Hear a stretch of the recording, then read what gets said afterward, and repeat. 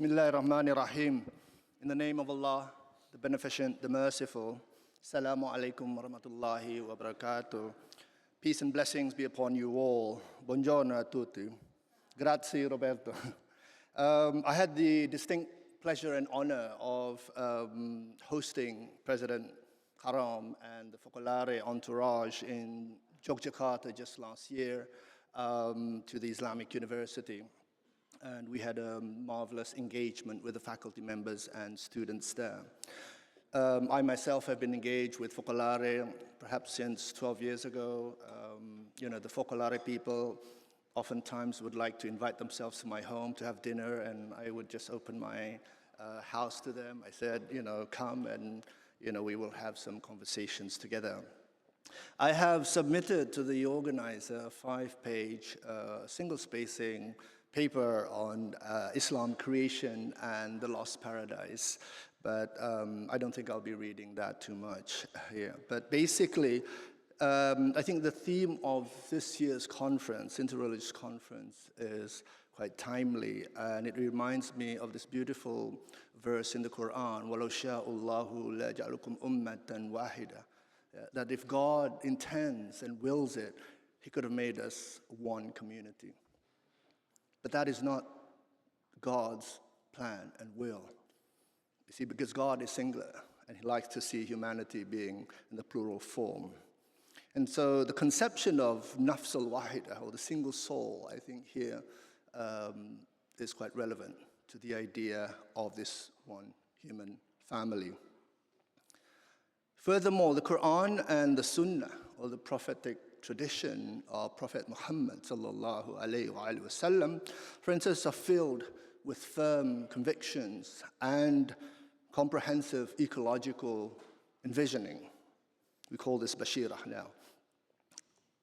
A cursory study of the Quran, for instance, will bring us to many conceptions of reality, conceptions of nature. The Quran speaks volumes of the skies, the mountains, the rivers, the forests, the rocks, the whirling winds, the thunder. It also speaks of ants, camels, elephants, spiders, dogs, and many others from the animal kingdom. But it also talks about cells, molecules, atoms, blood, the jugular veins, for instance, the eyes, the ears, and the hearts that are often blinded by the material world.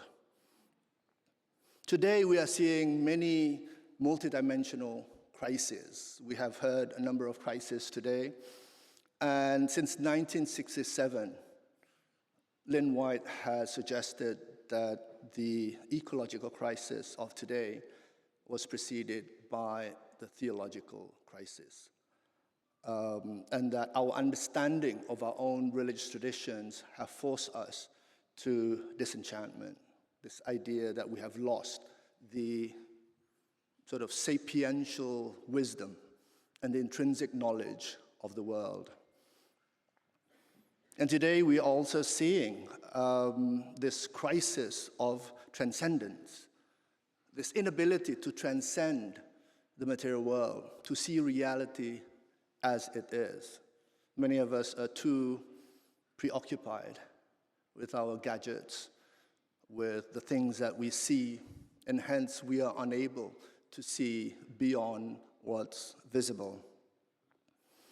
I've been engaged in a number of international multilateral agencies with the UN. I used to work for UNDP myself. I've been attending the UN Habitat World Urban Forum, for instance, usually attended previously prior to the pandemic, 24,000 people in KL and 18,000 in 2020 in Abu Dhabi. This was during the initial period of the pandemic. But one of the things that I realized was that many people involved in the multilateral agencies have a certain sort of very materialistic, liberal, and have no sense of urgency to engage the people of faith. And to me, this is ironic. In many of the international congresses and conferences I've been to, I keep saying that the people of faith are the majority. You look at the data, 85 to 86% of the people of the world still believe in God and or a universal spirit. That's 85 to 86%. That's almost 9 out of 10 people on earth still believe in God and or a universal spirit.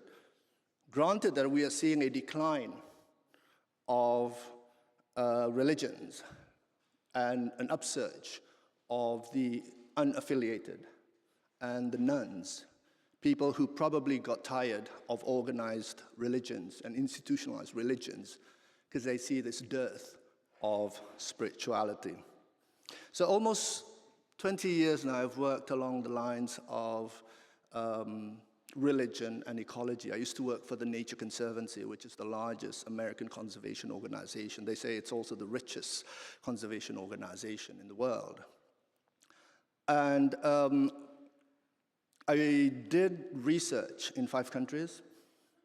In Yogyakarta, I specifically focused on a river in Yogyakarta, in Malaysia, in a lake, in Pahang, Tasik Chini, in Thailand, in Kiriwong, an upstream river in the Kuala Long Mountains, in Nakhon Si Thammarat, and then in Batanes, in the northern tip of the Philippines, and also Biwako in Japan. And one of the things that I have been talking about in my publications and research has been this idea about the hardware of ecological sustainability. Much of the work and much of the focus and emphasis on the ecology have focused much more on the software and the hardware, i.e. the sort of policy infrastructures and the legal frameworks that mold our policies and regulations on the environment. But it says nothing about culture. It says nothing about faith, belief, religion, and spirituality. And so by the hardware, heart as being the hardware of ecological sustainability, I mean this individuated, this internal motivation within the people of faith to move to action on climate issues and sustainability. And this is something that is unheard of in many of the multilateral agencies, because they consider this as something which is still very mysterious to them. And of course, UN multilateral agencies are mostly bureaucrats, and they're not very imaginative when it comes to understanding reality and understanding the people who are essentially affected by the ecological crisis. So if you look at the World Urban Forum's World Urban Agenda 2030, for instance, there's a number of chapters there which speaks about the cities of tomorrow. None of these chapters, none of the clauses talk about religion, faith, or spirituality. As if to say that the future cities of the world will be totally secular. As if to say that the history of cities have no or nothing to do with faith, religion, and spirituality. And this is a kind of absurdity that I find. Similarly, if you look at the SDGs, the 17 goals, where is religion? Where is faith? Where is spirituality? I've worked with the International Islamic University in Malaysia in trying to push for SDGs 18 to consider spirituality as being part of the work on sustainable development goals. You look at ISESCO. ISESCO is the UNESCO version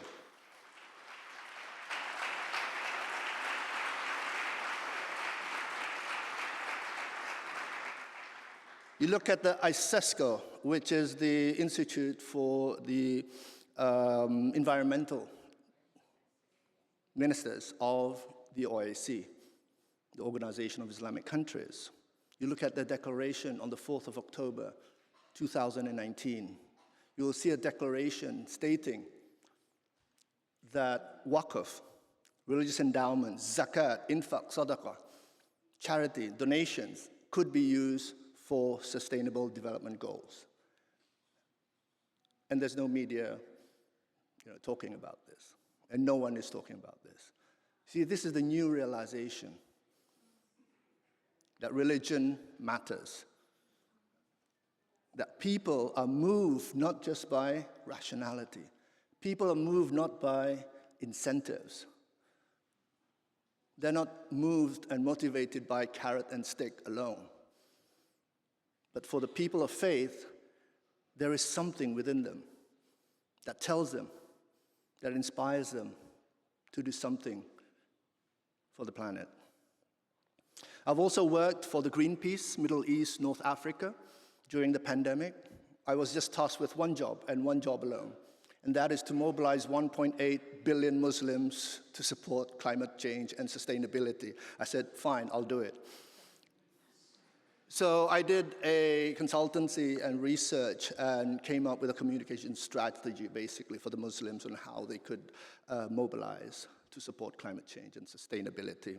So many of the works and many of the discourses currently being fed now are also part and parcel of some of these work that we've done. I'm also now working with the Templeton Foundation in developing an eco-pesantren. Pesantrens are Islamic traditional boarding schools in Indonesia. We have around 49,000 Islamic traditional boarding schools. And some of these boarding schools comprises between 500 to 50,000 theological seminarians across the country. So you can just imagine the extent of this institution. But one of the things that we want to do is, one, to build awareness among the religious students, the Islamic theological seminarians, to understand their obligations toward caring for the earth. So we have 10 indicators, one of them being curriculum development, one of them being how to infuse fiqh al-biyah, or the jurisprudence on the environment in these Islamic traditional boarding schools. But again, to embark on this ecological conversion, we need to transition, especially the Muslim world, from this preoccupation on the Sharia to the maqasid al-Sharia, to the principles and core objectives of the Sharia.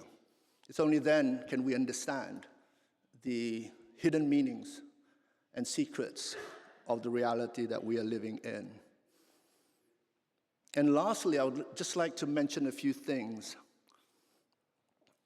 that both in the Quran and the Bible talks a lot about the paradise, il paradiso. And if you read closely, the paradise in our scriptures depicts the wilderness. It depicts low-hanging fruits.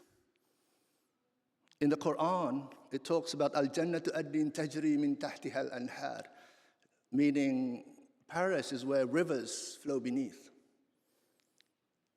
And so this is what I mean when I say that we have been stripped away from the intrinsic knowledge and the sapiential wisdom of our own reality. And we take no notice of water and rivers, lakes and oceans. In Indonesia, we just held the WWF, which is the World Water Forum, which was attended by all countries of the world, basically. But one of the things about rivers, and I have an eco village in Yogyakarta, which I established with some of my green investors, who are also my friends in academia. And a river flows within, and we have a forest of teak wood there. And I tell my green investors that this is our effort in trying to retain this heaven on earth, this piece of heaven on earth. And this is the way we sort of manifest our spirituality, in the way we safeguard the nature. And one of the things about water is that I think in all of our scriptures, it is quite clear that water is the essence of life. Without water, there is no life. And with respect to rivers, rivers are often, have certain metaphors, and oftentimes the metaphors are alluding to how the believing hearts of men and women try to seek their pathway to the ocean of love, or the beloved. Thank you very much. Assalamu alaikum wa rahmatullahi wa barakatuh.